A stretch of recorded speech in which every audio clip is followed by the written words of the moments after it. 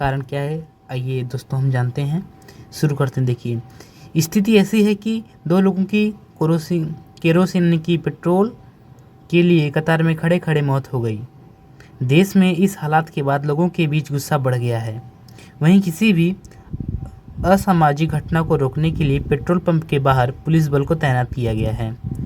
इसके साथ ही छात्रों को इस स्थिति का अधिक खामियाजा भुगतना पड़ रहा है, क्योंकि पेपर की कमी के कारण स्कूल बच्चे की परीक्षा कैंसिल कर दी गई है। क्योंकि बच्चों वहाँ पे जो वो थे, पेपर पेंसिल स्याही के लिए भी वहाँ पे कुछ धन नहीं शेष रह गया है। देश में आर्थिक इमरजेंसी के कारण कई लोग श्रीलंका से पलायन कर रहे हैं। श्रीलंका से जो श्रीलंका के मूल निवासी थे वो दूसरे देश में पलायन कर रहे हैं, भाग रहे हैं, वहाँ जा रहे हैं। लेकिन आखिर ऐसे कौन से विभिन्न कारक हैं जिनके कारण पहली बार इस पैमाने पर श्रीलंका में आर्थिक संकट आया? आइए विस्तार से इस विषय में जानकारी प्राप्त करते हैं। देखिए, पहला जो कारण था टूरिज्म और FDI में कमी। आज श्रीलंका जिस आर्थिक उथल पुथल का सामना कर रहा है वह विदेशी मुद्रा की कमी के कारण है। पिछले हफ्ते राष्ट्र के नाम अपने संबोधन में प्रधानमंत्री महिंदा राजपक्षे ने स्वीकार किया था कि देश को $10 अरब का व्यापार घाटा हो गया है।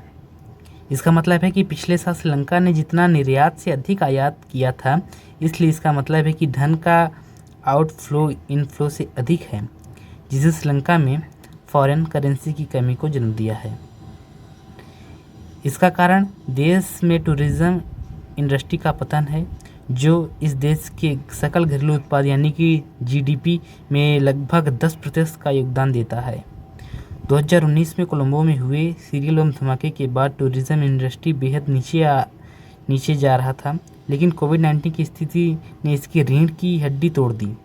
यहाँ तक चीन की और यूरोपीय संघ के देशों जैसे इसके प्रमुख निर्यात स्थानों में कोविड-19 के कारण व्यापार में समस्या आई, जिससे श्रीलंका की विदेशी मुद्रा में आय में बहुत कमी आई। एक अन्य कारक फॉरेन डायरेक्ट इन्वेस्टमेंट्स FDI से संबंधित है।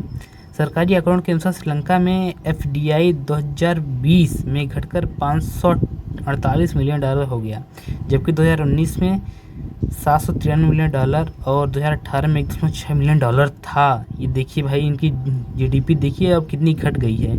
यदि किसी देश में FDI घटती है तो उसके भंडार में विदेशी मुद्रा भी कम हो जाती है। इसके अतिरिक्त श्रीलंका ने इंटरनेशनल मॉनेटरी फंड यानी IMF से लोन लेने से भी इनकार कर दिया है। इन सभी कारकों ने श्रीलंका में विदेशी मुद्रा के संकट को जन्म दिया है, जो आवश्यक वस्तुओं के आयात की क्षमता को गंभीर रूप से नुकसान पहुंचा रहे हैं। इस संकट की जोड़ी टूरिज्म इंडस्ट्री की हालिया विफलता, पर्याप्त FDI की खरीद में विफलता और IMF से लोन लेने से जुड़ा हुआ है। तो दोस्तों, यही सब बात थी। श्रीलंका में आपातकाल भी लगा है दूसरी बार। श्रीलंका के लोग काफ़ी त्रस्त हैं श्रीलंका के इस कानून से, और उनको इस कानून से मुक्ति चाहिए। वे सोच रहे हैं कि हमारा देश पहले जैसा था वैसा हो जाए। इसके लिए वहाँ के नागरिक बहुत प्रयास कर रहे हैं, सरकार बहुत प्रयास कर रही है। लेकिन जो कोरोना श्रीलंका था, श्रीलंका में दो चीज़ फेमस था। एक, टूरिज़्म के लिए श्रीलंका बहुत फेमस था, जिससे उसकी GDP बढ़ रही थी। लेकिन जब कोरोना आया था, उसकी पर्यटक स्थल जो था पूरी तरह से ख़त्म हो गया। इसलिए आज श्रीलंका पूरी तरह से घायल है और उभरने के प्रयास में लगा हुआ है, और भगवान कर जल्दी ये शीघ्र अपने फिर से आर्थिक स्तर को